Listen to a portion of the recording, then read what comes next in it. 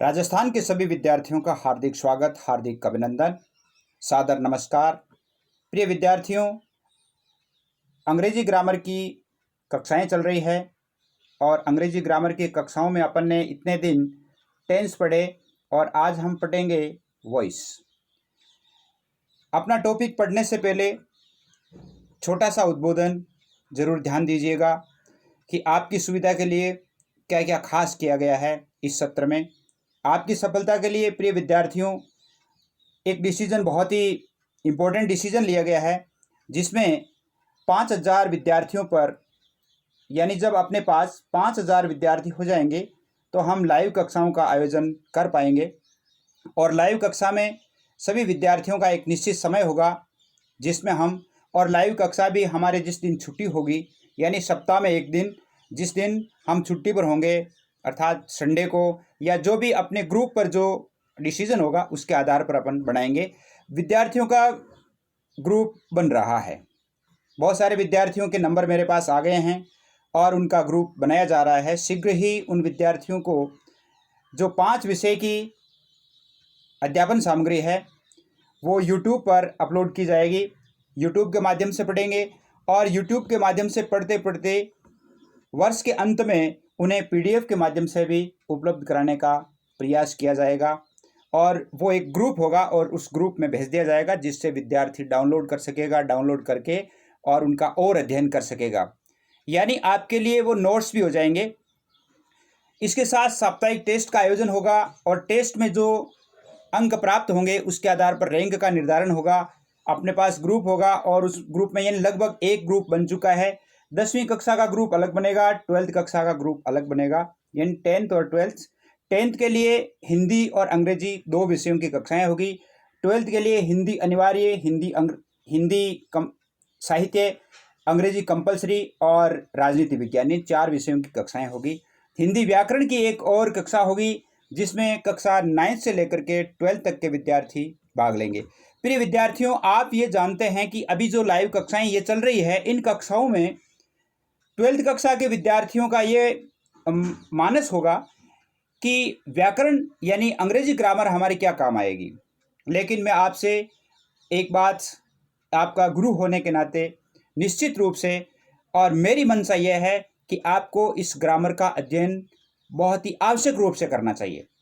Grammar का अध्ययन आवश्यक रूप से करना चाहिए। ग्रामर का अध्ययन करने के बाद आप देखेंगे कि आपका लेखन कितना सरल हो जाता है, आप प्रश्नों का उत्तर कितनी सरलता से दे पाते हैं, आप पैसेज का सॉल्यूशन कितने अच्छे तरीके से कर पाते हैं, आप रिपोर्ट, नोटिस, एवरीथिंग, यानी जो कंपोजिशन का काम है वो कितने अच्छे तरीके से कर पाते हैं, आपकी भाषा में कितनी स्किल्स है जो सुधर जाती है, आपकी भाषा कितनी अच्छी हो जाती है। तो 12th कक्षा के विद्यार्थियों को भी, यानी वैसे 9th से लेकर के और 12th तक का ये कोर्स है, 9th, 10th, 11th, 12th, लेकिन बोर्ड कक्षाएं हैं वो थोड़ा अच्छी तरह से ध्यान दें। 11th कक्षा के लिए तो बहुत ही अच्छा सुनहरा मौका है कि आप इस चैनल के माध्यम से अंग्रेजी का बहुत अच्छा अध्ययन कर पाएंगे।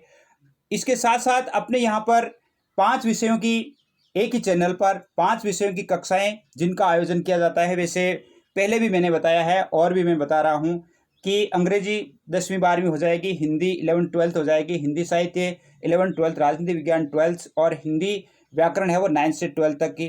तो आपका रजिस्ट्रेशन आवश्यक है। रजिस्ट्रेशन के साथ साथ यदि आप इस चैनल को सब्सक्राइब कर लेते हैं तो जो भी पाठ चढ़ाया जाता है, जो भी लेसन अपलोड किया जाता है, अपलोड होते ही आपके पास आ जाता है, जिससे आपका जो अध्ययन है वो नियमित रूप से शुरू हो जाता है। आप देख सकते हैं कि ये 4-5 विषयों की कक्षाएं हैं, तो कब कौन सा पाठ चढ़ाया जाता है, कब कौन सा पाठ चढ़ाया जाता है। यदि आपका सब्सक्रिप्शन होगा तो आपके पास उसका नोटिफिकेशन अवश्य ही आएगा। तो मेरा तो यही कहना है कि आप, यदि आपकी इच्छा नहीं हो तो कोई बात नहीं, लेकिन यदि आप सब्सक्राइब कर लेते हैं तो आपके लिए अच्छा रहता है, आपके पास वो नोटिफिकेशन आ जाता है। इसके अलावा आपके लिए क्या किया जाएगा, देखिए, इसके अलावा परीक्षा से पहले सभी विद्यार्थियों को मॉडल पेपर उत्तर सहित उपलब्ध करवाएंगे, और पहले 19-20 में भी करवाया है और भी करवाएंगे। परीक्षा से पहले जो भी नोट्स अपन पढ़ रहे हैं उनकी पीडीएफ बना करके अपने ग्रुप में डाली जाएगी, ग्रुप का जिसका निर्माण होगा। परीक्षा से संबंधित अन्य मार्गदर्शन इतने महत्वपूर्ण होते हैं कि विद्यार्थी के लिए बहुत ही आवश्यक बन जाता है। यानी आपसे क्यों बन जाता है कि जैसे मान लो एक विद्यार्थी जब प्रश्न लिखता है, जैसे मान लो 10th कक्षा का विद्यार्थी पहली बार बोर्ड परीक्षा में बैठेगा, बोर्ड परीक्षा में उसे क्या क्या सावधानियां रखनी चाहिए। 12th कक्षा के विद्यार्थियों की बहुत सारी सावधानियां रखनी होती है, जो 10th कक्षा में उन्होंने गलतियां की उन गलतियों को नहीं दोहराएं। तो इस प्रकार के मार्गदर्शन है वो भी होते रहेंगे। तो सबसे पहले आपसे मैं यही अनुरोध करूंगा कि आप यदि चाहते हैं कि हमारी कक्षाएं हो तो आप अधिक से अधिक 9610208295 पर अपना रजिस्ट्रेशन अवश्य कराएं। और रजिस्ट्रेशन में आपको क्या करना है, आपका नाम भेजना है, नाम, स्कूल का नाम और नंबर। आपके कोई साथी, जैसे मान लो आपके पास उसके नंबर हैं और यदि वो बहुत अच्छी तरह से चाहता है, वो ये चाहता है कि भाई मैं भी इस चैनल से जुड़ूं और इस चैनल के माध्यम से अध्ययन करूं, तो उस विद्यार्थी के नंबर भी आप भेज सकते हैं, लेकिन उस विद्यार्थी की इच्छा होनी चाहिए। उस विद्यार्थी की इच्छा नहीं है तो आपको नहीं भेजनी है। तो आइए हम शुरू करते हैं वॉइस, जो अपना एक मेन टॉपिक है आज का।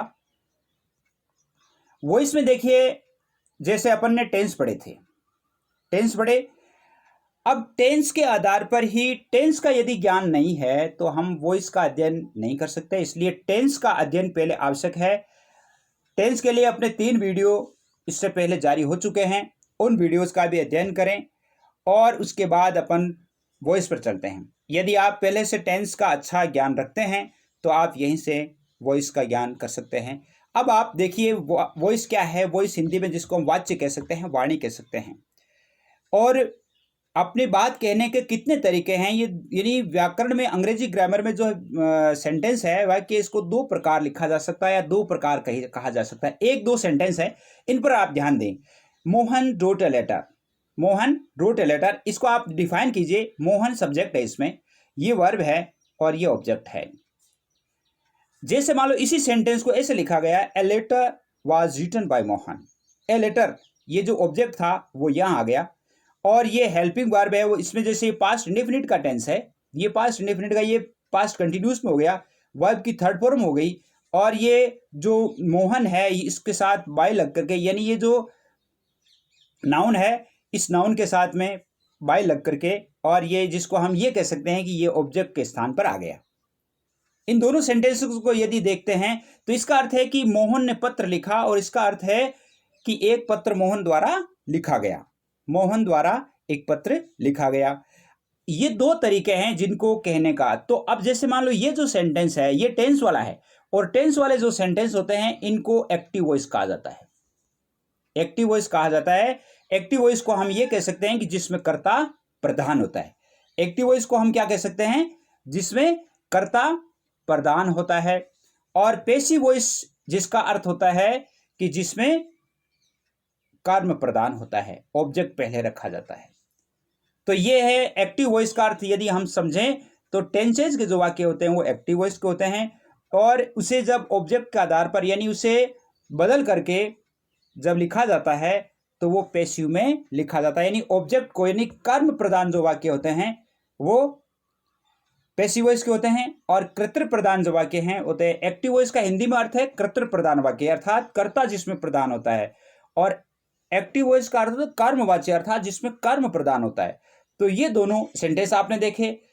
अब हम जैसे मान लो इसको कैसे डिफाइन करेंगे। एक्टिव वॉइस देखिए, इसमें कर्ता प्रदान होता है और वर्ब का प्रयोग कर्ता के पुरुष और वचन के अनुसार होता है। एक्टिव वॉइस में कर्ता सबसे पहले लिखा जाता है, जैसे सी राइट्स ए लेटर। जैसे मान लो सी सब्जेक्ट है, राइट्स वर्ब है, ए लेटर इसका ऑब्जेक्ट है, तो इसमें सब्जेक्ट पहले लिखा गया।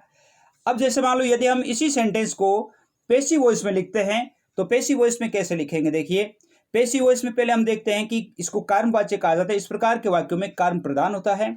ऐसे वाक्यों में वर्ब का प्रयोग कर्म के पुरुष वचन के अनुसार होता है, यानी कर्म के अनुसार इन्हें रखा जाता है, इसलिए इसमें पैसिव वॉइस क्या होता है, पैसिव वॉइस में ऑब्जेक्ट है वो सर्वप्रथम रखा जाता है।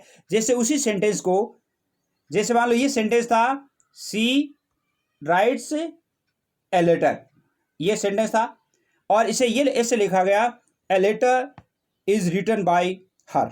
जैसे ये ऑब्जेक्ट था, ऑब्जेक्ट को यहाँ लिया, इस वर्ब को चेंज किया, और बाय हर अर्थात यहाँ पर जो ये जो सब्जेक्ट था इसे ऑब्जेक्ट के स्थान पर रखा गया। तो वैसे इसमें कहा जाता है कि एक्टिव वॉइस से पैसिव वॉइस में चेंज करते समय हमें क्या क्या परिवर्तन करने पड़ते हैं, किस प्रकार इनका परिवर्तन करना है, कौन से वाक्य का कैसे परिवर्तन करना है, तो वो हम देखते हैं। देखिए, एक्टिव वॉइस से पैसिव वॉइस में बदलते समय हमें क्या क्या परिवर्तन करने पड़ते हैं। 4-5 बातें हैं जिनका आप निश्चित रूप से ध्यान रखेंगे। एक्टिव वॉइस का ऑब्जेक्ट पैसिव वॉइस में सब्जेक्ट के स्थान पर। पहली बात, एक्टिव वॉइस का ऑब्जेक्ट पैसिव वॉइस में सब्जेक्ट के स्थान पर। जैसे अभी अपन ने देखा, a letter is written by her. A letter जो ऑब्जेक्ट था वो सब्जेक्ट के स्थान पर रखा गया, पहली बात। दूसरी बात है, एक्टिव वॉइस में प्रयुक्त मुख्य क्रिया की थर्ड फॉर्म। एक्टिव वॉइस में राइट्स का रिटर्न हुआ, तो अर्थात वर्ब की थर्ड फॉर्म। तो मेन बात यह है कि एक्टिव वॉइस में ऑब्जेक्ट को सब्जेक्ट के स्थान पर और वर्ब की थर्ड फॉर्म, दो बात। तीसरी बात देखिए, एक्टिव वॉइस में सब्जेक्ट को पैसिव वॉइस में एजेंट बनाकर आवश्यक होने पर बाई का प्रयोग। जैसे मान लो अभी देखा था आपने बाई हर, यानी सारे सब्जेक्ट्स होते हैं, सारे नाउन प्रोनाउन के साथ बाई का प्रयोग नहीं होता। वो भी हम देखेंगे कि कौन से जो नाउन या प्रोनाउन है जिनके साथ, या कौन से सब्जेक्ट हैं जिनके साथ बाई का प्रयोग नहीं होता, वो भी आगे बताया जाएगा। तो यहां पर यानी सब्जेक्ट के साथ बाई का प्रयोग यदि आवश्यक हो। चौथी बात है इसमें प्रोनाउन परिवर्तन। प्रोनाउन का अर्थ है कि यहां पर जैसे मान लो प्रोनाउन जिसके बारे में अपन ने पढ़ा था, सर्वनाम जो संज्ञा के स्थान पर काम आता है। जैसे आई है तो बाई मी हो जाता है, सी है तो हर हो जाता है, ही है तो हिम हो जाता है, यू का यू ही रहता है, दे का देम हो जाता है, वी का अस हो जाता है, इट का इट रहता है और हु का हुम हो जाता है। ये ध्यान रखेंगे, प्रोनाउन का परिवर्तन करना होता है। अगली बात इसमें पांचवी बात देखिए, केवल ट्रांजिटिव वर्ब को ही पैसिव वॉइस में लिखा जा सकता है। यानी जो सकर्मक क्रिया होती है उसे ही पैसिव वॉइस में बदल सकते हैं, जैसे मान लो एक सेंटेंस है, ही राइट्स। जैसे ये सब्जेक्ट है और वर्ब है, इस सेंटेंस को ही राइट्स करता हुआ है, लिखता है, लेकिन इसमें कार्य नहीं है, ऑब्जेक्ट नहीं है, इसलिए हम इसे चेंज नहीं कर सकते। यानी इसको पैसिवाइज नहीं किया जा सकता, पैसिव वॉइस में नहीं बदला जा सकता। तो पैसिव वॉइस में बदलने के लिए सकर्मक होना जरूरी है, उसमें ऑब्जेक्ट होना जरूरी है। ऑब्जेक्ट भी दो तरह के होते हैं, एक तो डायरेक्ट ऑब्जेक्ट होता है और एक इनडायरेक्ट ऑब्जेक्ट होता है। डायरेक्ट ऑब्जेक्ट जिसे हम तुरंत पहचान लेते हैं। इनडायरेक्ट ऑब्जेक्ट वो होते हैं, जैसे आई है, आई का जैसे तीसरा रूप मी है, अस है, देम है, जैसे मान लो हर है, हिम है, ये जो होते हैं ये इनडायरेक्ट ऑब्जेक्ट होते हैं। और अन्य इनके साथ में जो होते हैं, जैसे ए पेन है, ए बुक है। जैसे मान लो ही गिव मी ए बुक, इसमें ही गिव मी ए बुक, यानी मी इसमें इनडायरेक्ट ऑब्जेक्ट है और ए बुक है इसमें डायरेक्ट ऑब्जेक्ट है। ये ध्यान रखेंगे। इसके बाद छठा परिवर्तन जो महत्वपूर्ण परिवर्तन है, ये होता है टेंस परिवर्तन। अब टेंस परिवर्तन, कौन सा टेंस किस में बदलता है, जरा हम इसकी एक टेबल देख लेते हैं। आपकी सुविधा के लिए एक टेबल बनाई गई है, इस टेबल में अपन देखते हैं कि कौन सा टेंस किस में बदलता है। देखिए, ये जो टेंस है, टेंस परिवर्तन, इसमें आप देखेंगे कि सबसे पहले यदि हम देखेंगे तो एक्टिव वॉइस, जैसे मान लो एक्टिव वॉइस में है कोई वाक्य, यदि वो प्रेजेंट इंडेफिनिट में है, प्रेजेंट इंडेफिनिट में डू डज या ऐसे यस होता है, और वो बदलता है प्रेजेंट कंटिन्यूस में, जिसमें इज आर एम वर्ब की third form by plus noun या प्रोनाउन। इज आर एम का प्रयोग होगा, वर्ब की थर्ड फॉर्म होगी, बाई होगा, नाउन और प्रोनाउन। अगर मान लो टेंस प्रेजेंट कंटिन्यूस का वाक्य है, प्रेजेंट कंटिन्यूस में इधर क्या होता है, is are am plus verb की फर्स्ट फॉर्म के साथ में आईएनजी होता है, ऑब्जेक्ट होता है, आदर्श होता है, ये एक्टिव में होता है। पैसिव वॉइस में जब हम चेंज करेंगे तो वो रहेगा तो प्रेजेंट कंटिन्यूस में ही, लेकिन इज आर एम के बाद में बीइंग जुड़ जाएगा। क्या जुड़ जाएगा? बीइंग जुड़ जाएगा। वर्ब की थर्ड फॉर्म रहेगी, बाई प्लस नाउन या प्रोनाउन होगा। जैसे मान लो वाक्य प्रेजेंट परफेक्ट का है, यानी एक्टिव में प्रेजेंट परफेक्ट का होता है तो हैज या हैव प्लस वर्ब की थर्ड फॉर्म होती है उसकी सहायक क्रिया, और वो चेंज होता है प्रेजेंट परफेक्ट कंटिन्यूस टेंस में, जिसमें हैज बीन या हैव बीन होता है, हैज बीन या हैव बीन, और वर्ब की थर्ड फॉर्म होती है, बाई प्लस नाउन या प्रोनाउन का प्रयोग होता है। तो आगे देखिए, ये तो जैसे मान लो, इससे अगला क्या चेंज है, देखिए अगले चेंज में क्या होता है कि जैसे मान लो वो सेंटेंस प्रेजेंट परफेक्ट के बाद में, जैसे मान लो पास्ट इंडेफिनिट का है, पास्ट इंडेफिनिट में डिड या वर्ब की सेकंड फॉर्म होती है, डिड या वर्ब की सेकंड फॉर्म होती है, और वो चेंज होता है पास्ट कंटिन्यूस में, जिसकी सहायक क्रिया वाज वर, और यहाँ पर वर्ब की थर्ड फॉर्म होती है। वैसे पास्ट कंटिन्यूस में यदि वो एक्टिव में होता है तो वर्ब की थर्ड फॉर्म नहीं होती है, जो अपन ने टेंस में पढ़ा था, इजार वाज वर के बाद में मुख्य क्रिया के साथ आईएनजी जुड़ता है। लेकिन जब ये पास्ट कंटिन्यूस टेंस को जब हम पैसिव वॉइस में लिखते हैं तो वर्ब की थर्ड फॉर्म होती है, क्योंकि पैसिव वॉइस का नियम ही है कि वर्ब की हमेशा थर्ड फॉर्म ही काम में आती है। अब जैसे मान लो पास्ट कंटिन्यूस का सेंटेंस है जिसमें वाज वर, वर्ब की फर्स्ट फॉर्म साथ में आईएनजी होता है, और वो चेंज होता है तो पास्ट कंटिन्यूस में होता है, लेकिन वाज वर के साथ में क्या जुड़ता है, बीइंग जुड़ जाता है, और वर्ब की थर्ड फॉर्म हो जाती है। पास्ट परफेक्ट टेंस जिसकी सहायक क्रिया हेड होती है, वर्ब की थर्ड फॉर्म होती है, और वो पास्ट परफेक्ट कंटिन्यूस में बदल जाता है जिसमें हैड बीन प्लस वर्ब की थर्ड फॉर्म होती है। जैसे मान लो फ्यूचर इंडेफिनिट होता है जिसमें विल या सेल होते हैं, और वो फ्यूचर कंटिन्यूस में बदलता है। फ्यूचर कंटिन्यूस में जिसकी सहायक क्रिया विल भी या सेल भी होती है फ्यूचर कंटिन्यूस में। इसके अलावा जैसे मान लो फ्यूचर परफेक्ट है, फ्यूचर परफेक्ट टेंस है, फ्यूचर परफेक्ट में विल है और सेल है होता है, एक्टिव वॉइस में होता है तो, और वो फ्यूचर परफेक्ट कंटिन्यूस टेंस में बदलता है जिसमें विल हैव बीन या सेल हैव बीन हो जाता है। ये 8 टेंस होते हैं वो बदलते हैं, बाकी टेंस बदलते नहीं है। कौन कौन से टेंस नहीं बदलते हैं? प्रेजेंट परफेक्ट कंटिन्यूस नहीं बदलता है, फ्यूचर कंटिन्यूस नहीं बदलता है, और पास्ट परफेक्ट कंटिन्यूस नहीं बदलता है, और फ्यूचर परफेक्ट कंटिन्यूस टेंस नहीं बदलता है। यानी ये 4 टेंस है वो बदलते नहीं है, 8 टेंस बदलते हैं। अब जैसे मान लो ये तो बदल गए, इसके अलावा और ऑक्सिलरी वर्ब्स होती है और भी, जिनको हम कैन, मे, माइट, वो कैसे बदलते हैं उनको देखते हैं कि वो कैसे बदलते हैं।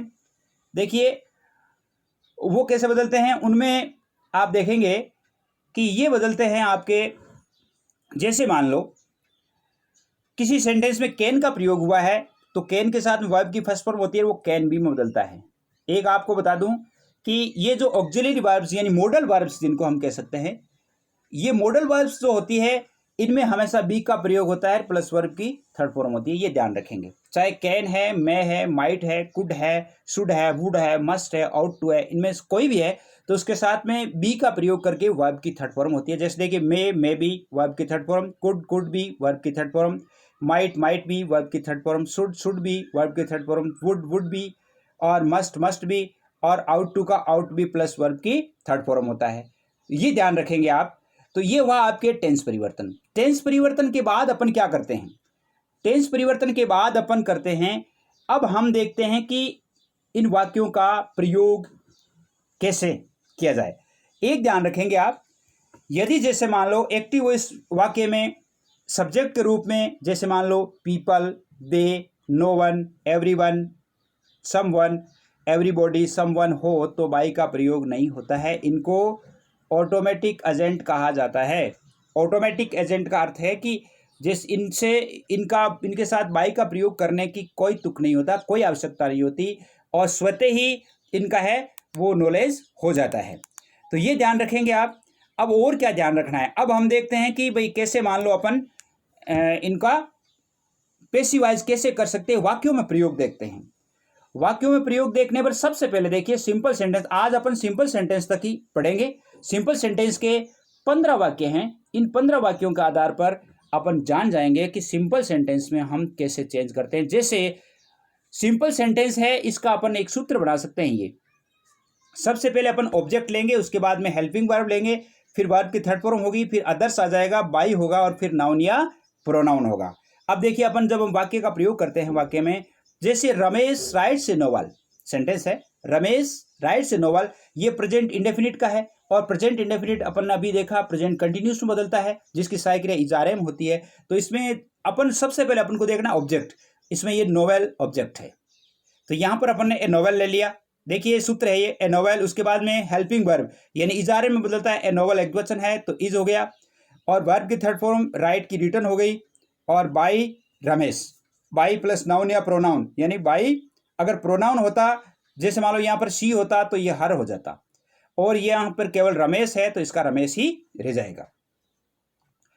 आगे देखिए इसी प्रकार का सेंटेंस है, Rekha presents a poem on the stage, Rekha presents a poem on the stage. इसमें देखिए ए पोएम इसका ऑब्जेक्ट है तो ए पोएम ले लिया, और ये भी प्रेजेंट इंडेफिनिट का ही है तो अपन ए पोएम एक वचन है, इज हो जाएगा, प्रेजेंट की थर्ड फॉर्म प्रेजेंटेड हो जाएगा, ऑन द स्टेज यानी अदर्स, और बाय रेखा। इसको आप ऐसे भी लिख सकते हैं, a poem on the stage, a poem on the stage is presented by Rekha, लेकिन सबसे अधिक सही ये रहेगा, a poem is presented on the stage by Rekha. Radha is reading the newspaper. अब न्यूज़पेपर क्या है, इसमें देखिए द न्यूज़पेपर इसका ऑब्जेक्ट हो गया, ये प्रेजेंट कंटिन्यूस का है, प्रेजेंट कंटिन्यूस जिसमें इजारएम प्लस बीइंग लगता है, इजारएम प्लस बीइंग लगता है, जैसे न्यूज़पेपर एक वचन है तो इसका प्रयोग होता है, इज बीइंग हो गया। रीड की third form read, read read read होता है, तो the newspaper is being read by Radha, इस प्रकार हो जाएगा। अगला सेंटेंस देखिए, तीसरा सेंटेंस अपन देख रहे हैं कि Pawan was taking him to the hospital. अब इसमें देखिए आप संभालेंगे, आप ढूंढेंगे कि इसमें ऑब्जेक्ट कौन सा है। जैसे जिसके साथ प्रीपोजिशन लगा हुआ होता है वो कभी भी ऑब्जेक्ट नहीं होता है। टू द हॉस्पिटल अर्थात पहली बात तो ये स्थान है, ये ऑब्जेक्ट हो ही नहीं सकता। दूसरी बात इसमें प्रीपोजिशन लगा हुआ है तो ये ऑब्जेक्ट नहीं है, लेकिन टू से जो जस्ट पहले होता है वो लगभग ऑब्जेक्ट होता है, जिससे इसमें हो गया हिम, और इसको हम इनडायरेक्ट ऑब्जेक्ट कहते हैं। अपन ने पढ़ा था कि डायरेक्ट और इनडायरेक्ट दो ऑब्जेक्ट होते हैं, तो इनडायरेक्ट ऑब्जेक्ट होता है, तो हमें ऑब्जेक्ट के रूप में इसको काम में लेना है। तो इस जैसे मान लो ये अभी हिम में है तो इसकी फर्स्ट फॉर्म यानी हिम का क्या बन जाएगा, ही बन जाएगा, और ये वाजवर वाला ही पास्ट कंटिन्यूस है, तो पास्ट कंटिन्यूस बदलेगा किस में, पास्ट कंटिन्यूस में रहेगा, लेकिन वाजवर प्लस बीइंग हो जाएगा, तो ये हो जाएगा he was being taken to the hospital by Pawan, इस प्रकार हो जाएगा ये।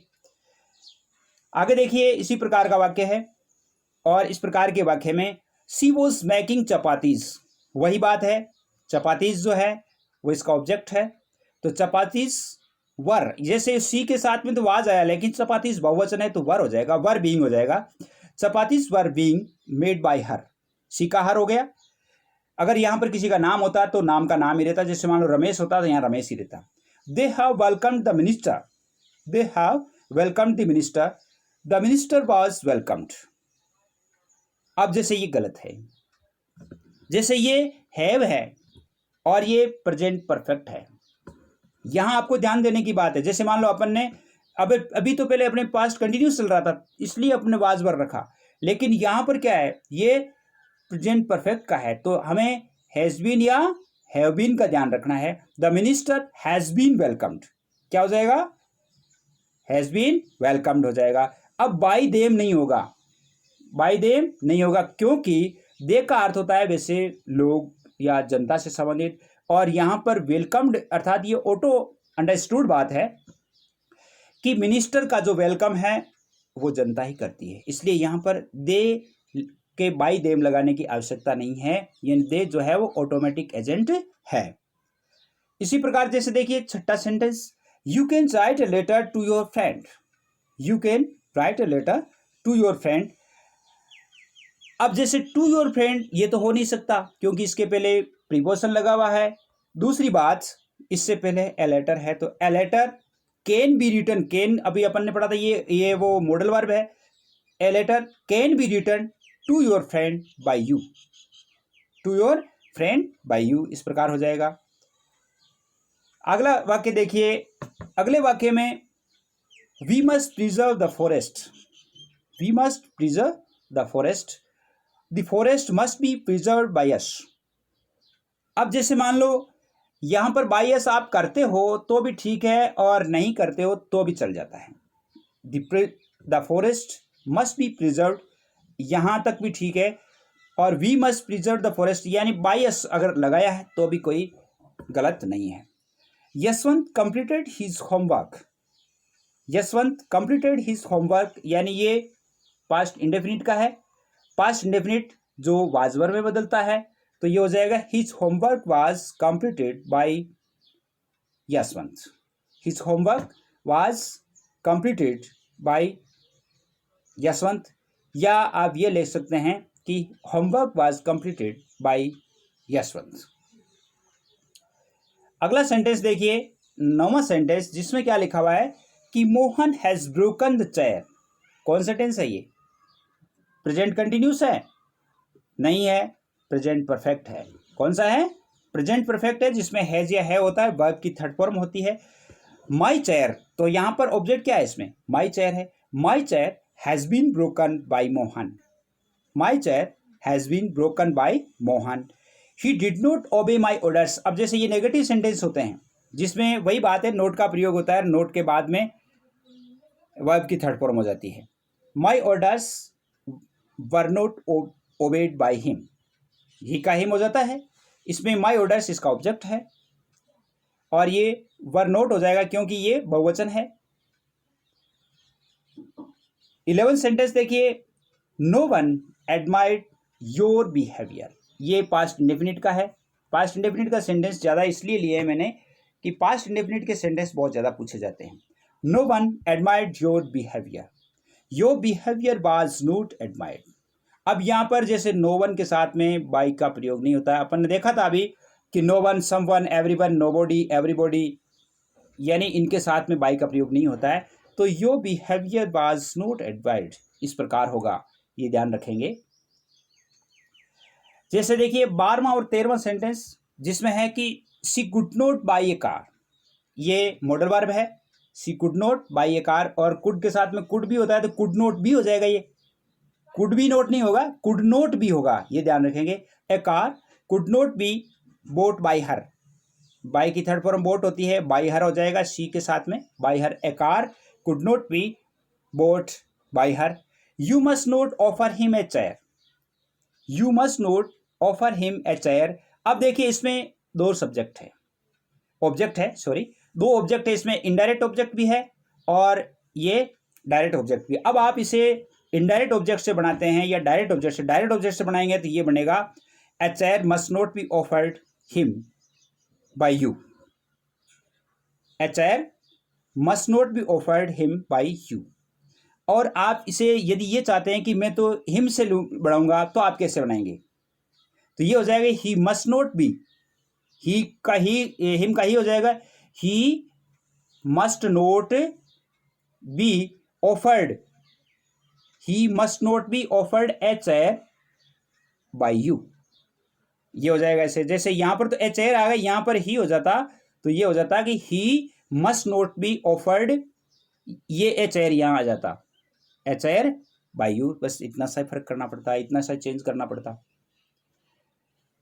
इसके बाद देखिए 14वां सेंटेंस और 15वां सेंटेंस जो कि अंतिम है, क्योंकि आज हम सिंपल तक ही पढ़ेंगे। सिंपल तक पढ़ने का कारण ये है कि लंबा हो जाता है, लंबा आपके लिए ठीक नहीं होता, और धीरे धीरे यानी हम 2 वीडियोज़ में पैसिव वॉइस को पूरा कर देंगे।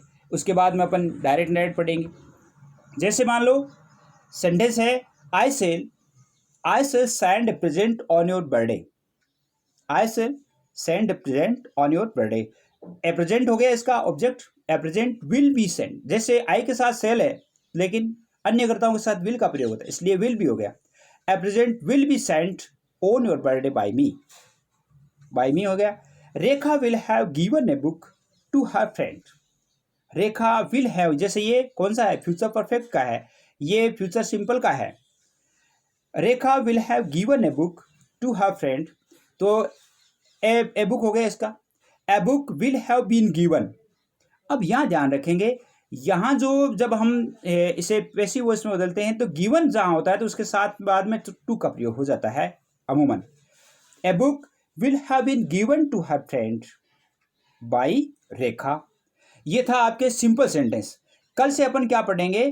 कल से पढ़ेंगे अपन एक तो यानी इंटरोगेटिव, इसके साथ साथ इंपेरेटिव, ऑप्टेटिव, एक्सक्लेमेटोरी, बहुत सारे सेंटेंसेस जो है वो उनका अध्ययन हम इसके माध्यम से करेंगे। उम्मीद करता हूँ आपको पसंद आया होगा। जय हिंद, जय भारत। सभी विद्यार्थियों से एक बार पुनः अनुरोध करना चाहूँगा कि आप जल्दी से जल्दी व्हाट्सएप ग्रुप का निर्माण करवाएं, और व्हाट्सएप ग्रुप जब बन जाएगा तो सभी विद्यार्थियों को सामग्री वो एक साथ भेजी जा सकेगी, और 5000 विद्यार्थी जब अपने पास हो जाएंगे तो हम एक लाइव कक्षा का, यानी लाइव कक्षा जब हमारे पास होगी तो लाइव कक्षा में आप पढ़ेंगे, और बहुत ही एक आनंदित कक्षा होगी जिसमें हम तय करेंगे कि इस दिन हमें लाइव कक्षा का आयोजन करना है। परीक्षा से संबंधित जब परीक्षाएं पास में होगी तो भी हमारी लाइव कक्षाएं होगी, उसमें आपको मार्गदर्शन दिया जाएगा। तो इसलिए आप अधिक से अधिक इस चैनल से जुड़ने का प्रयास करें। जय हिंद, जय भारत।